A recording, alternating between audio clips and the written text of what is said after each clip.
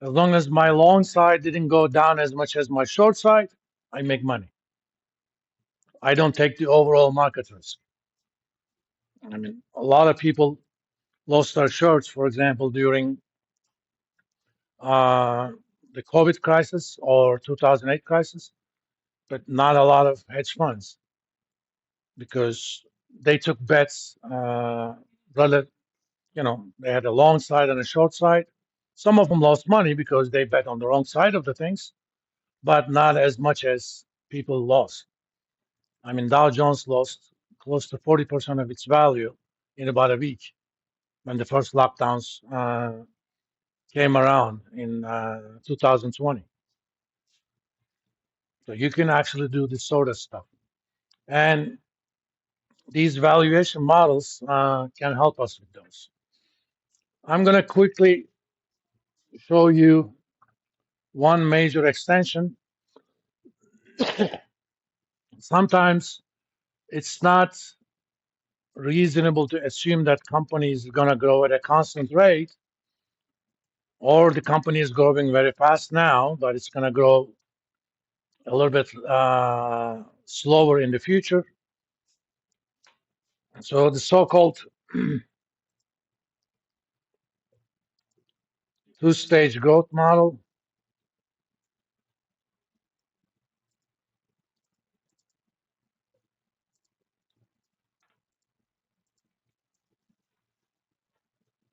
Come on, work with me.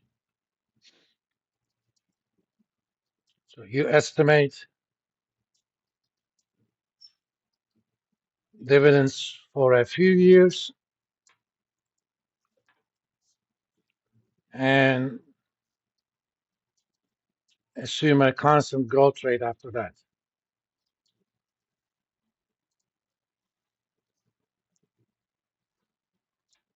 So let's make a simple example. Let's say dividends next year I expect to be $1.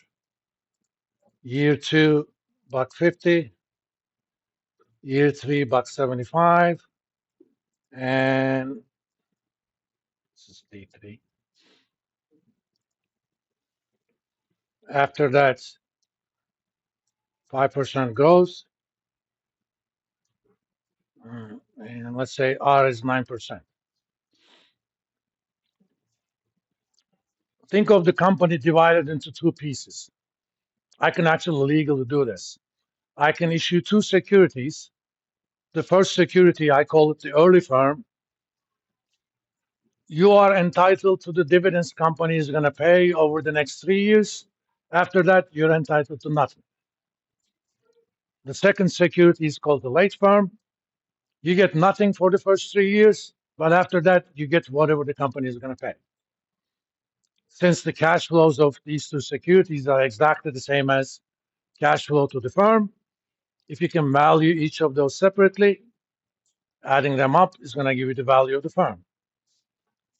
The early firm is easy.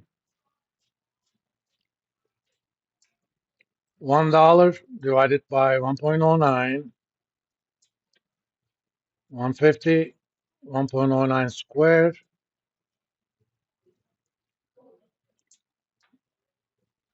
We can calculate them separately. I'm not going to,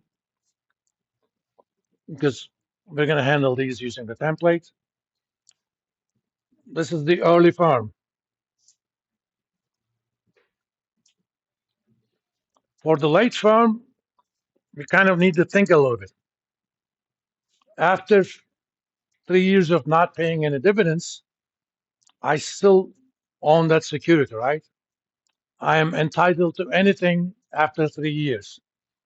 But at the end of year 3, I know what this firm looks like.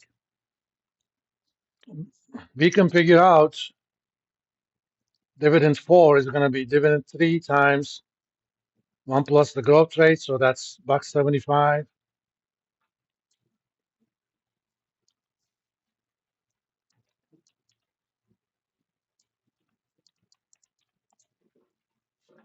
That's 183.75.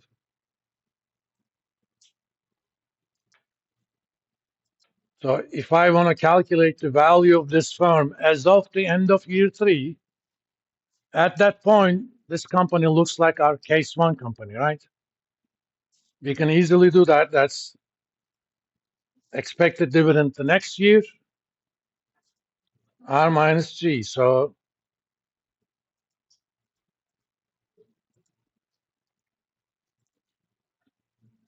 in fact, I can calculate that easily and divide it by 0.04. 45, 93, 75.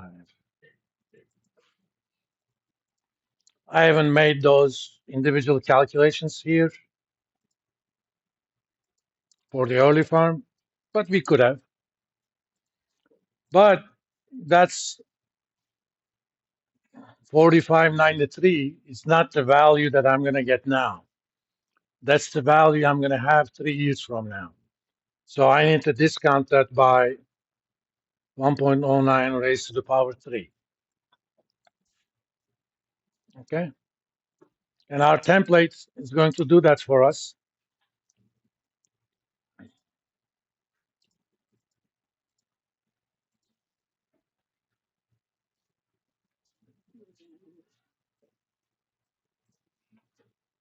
Okay. Now, first and foremost, I need to let this model know how many dividends I know. I know 3, right? But currently it's set up to know only 1. So add 1, 2. So add those values and make your unknown market value. So year 1 dividend is 1, year 2 150, year 3 175.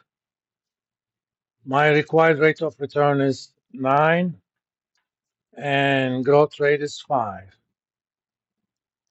And just read off the value of the firm. As you can see, this basically says, okay, that's our. No, I think I wrote the wrong number here, 175. All right. That's my last known dividend. And that's the present value of the known dividends. If you calculated them separately, added them up, that's what you come up with. I mean, I do that using this somewhat sophisticated Excel formula using the MPV function. But for your purposes, you don't even have to know that. It basically calculates it for you. Remember, this is a calculator. You could have gotten the similar numbers using a financial calculators. If you want to do that, that's your business. So if I wanted to change and add 2 more dividends, maybe $2, 2.25, and after that it's going to be the same.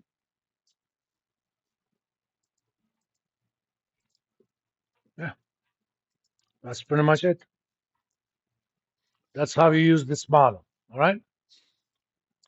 I'm going to post you a lot of exercise videos where this uses it both to calculate value for a firm or figure out things like what is the implied growth rate or a discount rate that is consistent with the current price.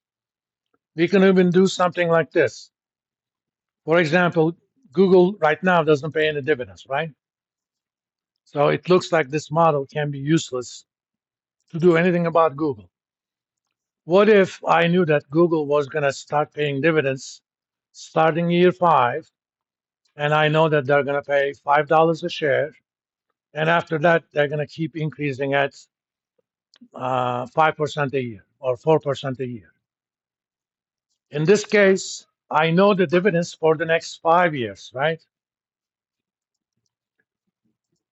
So I have year 1 to year 5 dividends already here. The trick is the first 4 years pays nothing. Then year 5 is going to pay 5, and the growth rate is 4%. Okay. I'm assuming 9% is the proper rate, and that's it.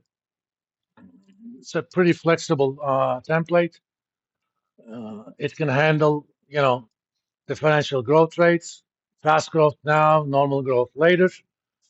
But one thing you need to be sure that terminal growth rate always has to be less than the discount rate. Otherwise, the math behind it explodes. It gives you an infinite result. All right. Let's stop here for now. Again, remember on Thursday, we're going to play Jeopardy on chapter 6. I'll post you guys the lecture video from my other section last Monday, the section that we couldn't do, the lecture we couldn't do with you guys because I was sick. And if your group competed last time, they're guaranteed not to compete this time.